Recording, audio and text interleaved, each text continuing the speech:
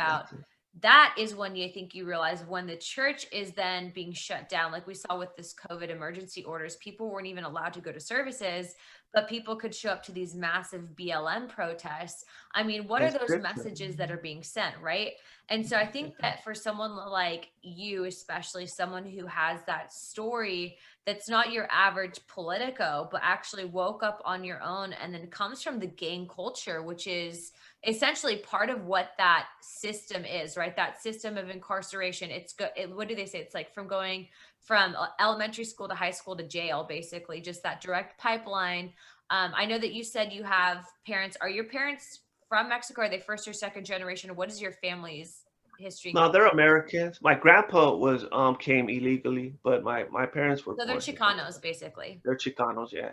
Okay, so My you dad says that proudly too. They're from They're even Victorville, California now. well, and that's I think a lot of people realize that California culture, especially you have the beach culture. If you're actually from California, it's a lot different than if you move there, right? Like I explain this all the time to people. But real California, you have the beach culture, but then you have the heavy Mexican influence, whether it's like with the low riders. I think earlier, like I posted those little homie, like 25 cent vending machine characters. But I used to get those with my dad Yeah, at the store. And like I yeah, was like, oh yeah, those are homies. And like I had to go buy them on the internet because now they're collector's editions. And now we know, Speedy Gonzalez is getting canceled. I don't want them to cancel homies too. yeah. But no, I think that it's such a unique perspective because I would never, if I was meeting you probably 15 years ago, I would never think that you would go from being in a gang to experience a shooting to giving your heart to Christ and then to becoming, I think, one of the biggest political organizations for the Hispanic demographic in the country. So what is your guys' outreach currently with how you mobilize voters? We would do it on like right. Well, we had before the COVID, we had just had two big rallies, and we're That's hopefully awesome. now that things are starting to open up, we're in the process of getting some more starting to go. But we have huge social media presence, and we have a great team. Like Lexus, not just me. I have a whole good team of great influencers. They're all great in themselves. So we just push content, and we're just constantly pushing out messages. And we do go to activities, whatever, in our cities Yeah. because we have members all over the place. So we go to all those activities and Events and stuff like everything. that. Like you guys, I know Yeah, you guys were at SAS for sure. You guys were at Young Latino Leadership Summit. In fact, you spoke yeah, there.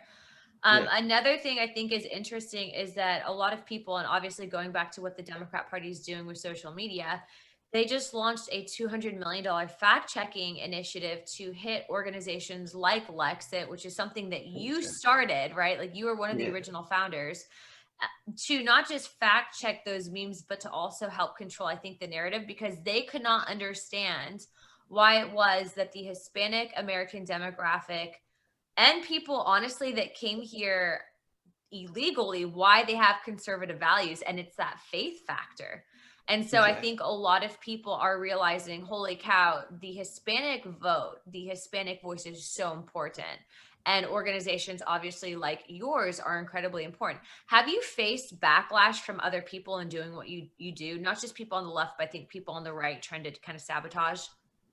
Yeah, that's what most of the stuff that, like you said, like, me and Yeah. that from our own side, that's like the left hasn't really did too much things. Yeah, they're a little hateful, whatever, but from our own conservative rhino organizations that did me dirty, because I always heard that politics was a dirty game, and I never knew it until now that I've seen that. Yeah, but Latinos are waking up. Like it was kind of a hard sell at the beginning, 2 years, like because Trump, because they put that narrative out there so They strong were that trying to Trump say hated. so hard that he was a Yeah, racist, and then they would say, exactly. "Oh, Trump said that all Hmm. Mexicans are rapists." That was totally false. Totally Totally false. false. Exactly. He had me. You've seen me and you have been at the White House several times with hundreds of Latinos right there. And but even He's I should tell never you said right that. there, Yeah.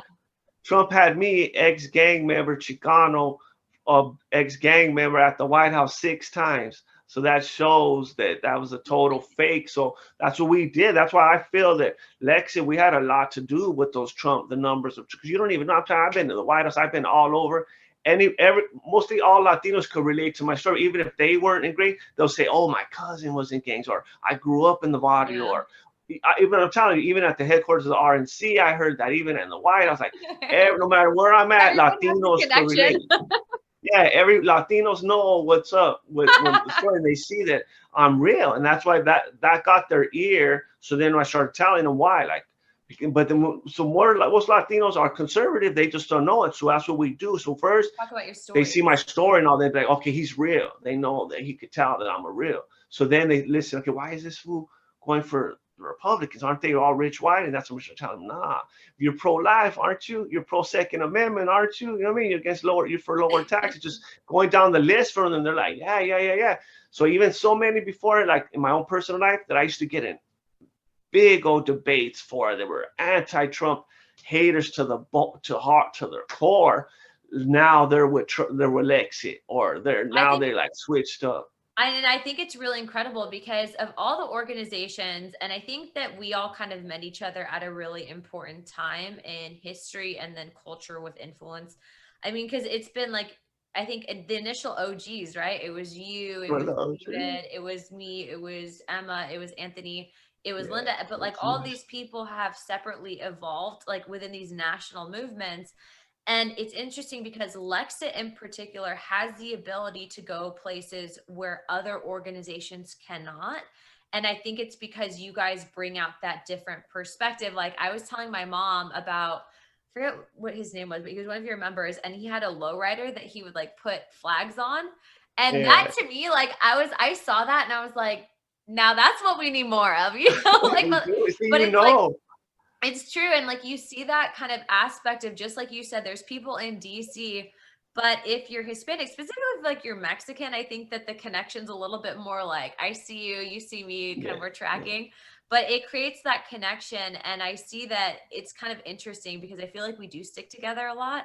me And too. so it's one of those things that like you automatically have someone's back. And I don't know like if I'm describing that correctly. Like you know what I mean, right? Like you have that cultural connection, but it is incredible to see because you guys have been able to in places like Texas, especially in places like even Florida, in Arizona, in New Mexico, in Nevada, and in California, which California I would say would probably be the hardest place to do it. But you guys got massive people to show up to these events. So I'm Thank really you. hopeful in seeing, especially moving forward after things get back to normal. I don't know if you know this, but Florida actually just recently dropped the whole mask mandates. So even if Yeah, they mandate good it luck. locally, they can't enforce it.